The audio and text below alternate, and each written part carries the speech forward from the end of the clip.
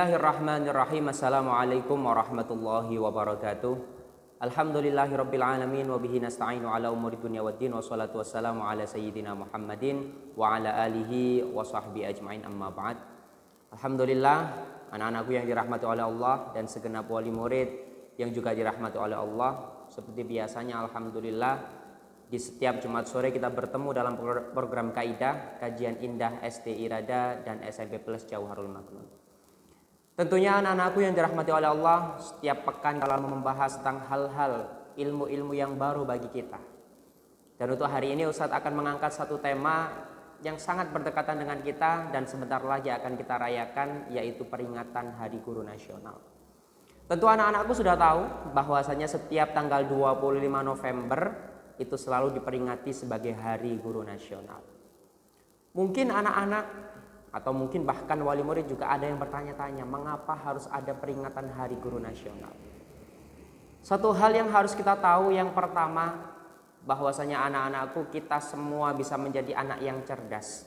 Kita semua bisa menjadi orang yang sukses. Ini tidak lepas dari peran guru yang mengajari kita.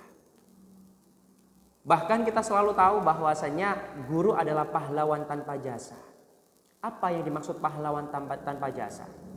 Kita tahu polisi atau tentara ketika mereka telah melakukan sebuah hal yang luar biasa, mereka diberikan lencana di bahunya. Ini adalah berarti ada tanda jasanya.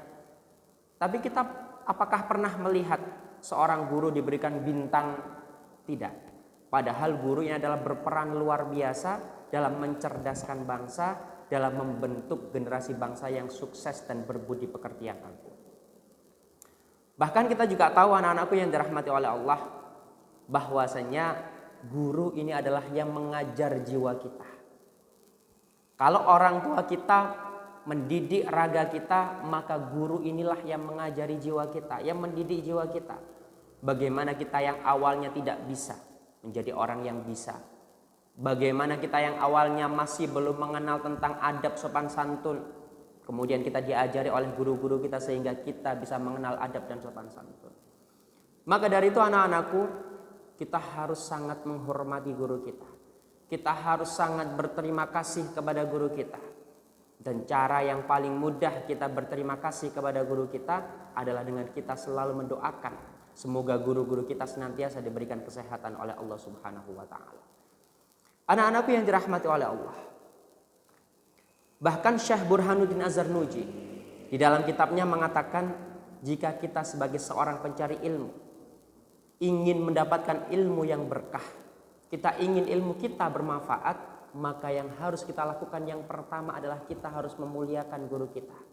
Kita harus bersikap sopan kepada guru kita. Kita harus memuliakan guru kita. Kita harus menghormati guru kita. Karena inilah adab seorang murid yang harus dilakukan kepada guru-guru kita. Sekali lagi tadi Ustadz menjelaskan bahwasanya guru adalah orang yang mendidik jiwa kita. Sedangkan orang tua adalah orang yang mendidik raga kita.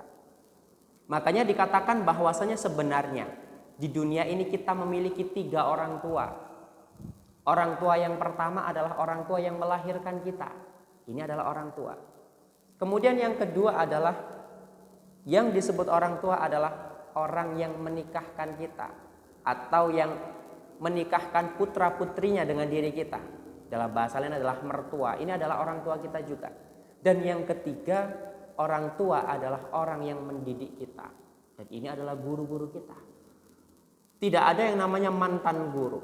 Tidak ada yang namanya mantan murid. Selamanya, meskipun kita kelak sudah menjadi orang yang sukses, meskipun kelak kita menjadi orang yang luar biasa, tetap yang namanya guru adalah guru. Maka tidak boleh ada orang yang mengatakan besok ketika kita sudah dewasa kemudian, oh bapak itu dulu adalah mantan guru saya. Tidak ada mantan guru.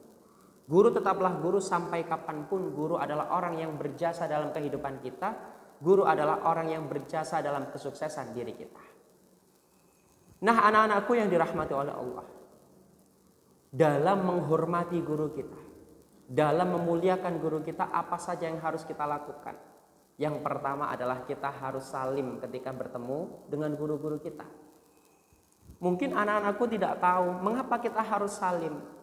Hal yang harus kita ketahui adalah ketika kita salim mencium tangan guru kita, di tangan guru kita ini banyak barokahnya.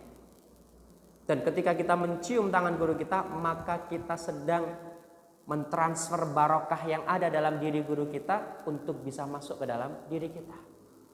Maka dari itu di STI Rada dan juga di SMP Plus Jauharul Maknun kita diajari untuk salim, sapa, senyum dengan guru kita. Karena ini adalah bagian dari kita menghormati guru-guru kita.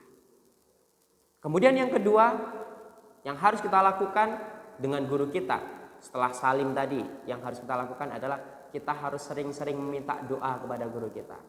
Jangan meremehkan doanya guru, anak-anakku. Doanya guru yang adalah doa, salah satu doa yang mustajabah, salah satu doa yang akan dikabulkan oleh Allah Subhanahu wa taala. Selain doa orang tua, kita meminta doa kepada ayah kita, meminta doa kepada ibu kita. Jangan lupa satu lagi, kita juga meminta doa kepada guru-guru kita. Karena guru-guru kita adalah orang yang berjasa dalam kehidupan kita. Guru-guru kita inilah yang mentransfer ilmunya kepada kita.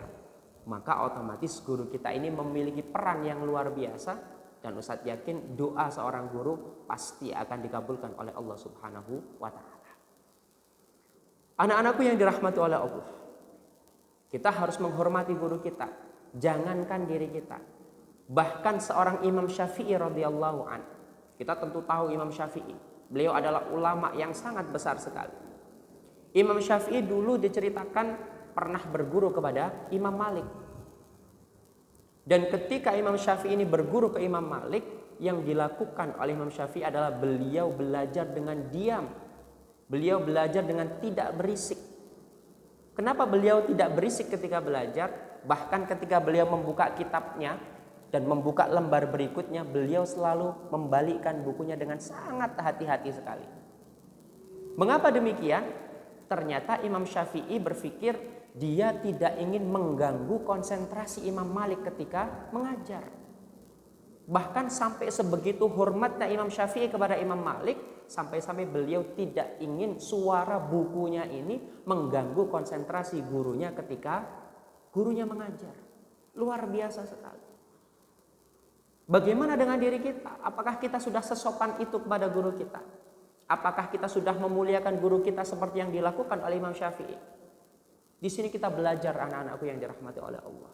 Insya Allah dengan kita belajar untuk bersikap sopan, bersikap yang baik, menghormati guru kita, memuliakan guru kita, insya Allah nanti ilmu yang kita dapatkan dari guru-guru kita akan menjadi ilmu yang berkah dan menjadi ilmu yang bermanfaat.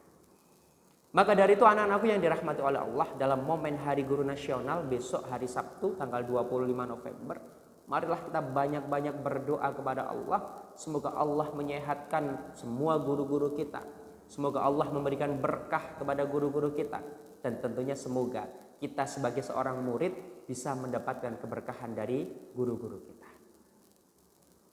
Bahkan anak-anakku yang dirahmati oleh Allah, tentang kedudukan seorang guru di mata Rasulullah Muhammad SAW, sampai-sampai beliau bersabda, man akrama aliman faqad akramani.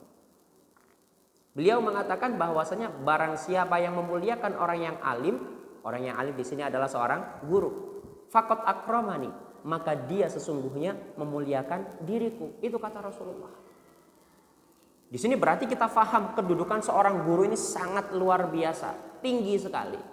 Sampai-sampai Rasulullah mengatakan barang siapa yang memuliakan seorang guru atau orang yang alim, maka dia sedang menghormati diriku. Maka dari itu anak-anakku yang dirahmati Allah, sekali lagi guru adalah guru, orang yang berjasa dalam kehidupan kita.